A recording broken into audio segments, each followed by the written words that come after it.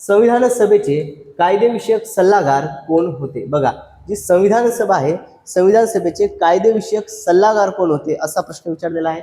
Options पहा. एक आहे डॉक्टर बाबासाहेब आंबेडकर, 2 डॉक्टर राजेंद्र प्रसाद, 3 जवाहरलाल नेहरू आणि 4 आहे BN राव.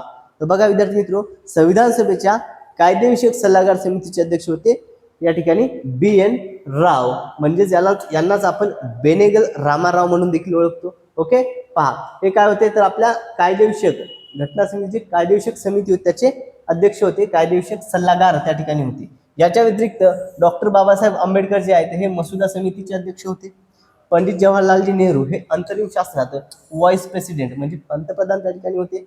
ओके, त्यानंतर डॉक्टर राजेंद्र प्रसाद जे आहे हे घटना समितीचे अध्यक्ष आणि देशाचे पहिले राष्ट्रपती, आणि पंडित जवाहरलाल नेहरू हे पहिले आपले पंतप्रधान. ओके, त्यानंतर सरदार वल्लभभाई पटेल हे आपले गृहमंत्री होते.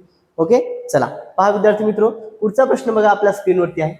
तत्पूर्वी जर अजूनही चॅनलला सबस्क्राईब केलं असेल तर सर्वांनी चॅनलला सबस्क्राईब करायचं आहे. साईडला जे बेल आयकॉन आहे त्याला देखील प्रेस करायचं आहे आणि PDF मिळवण्याकरता आपलं टेलिग्राम चॅनल तुम्ही जॉईन करायचं आहे.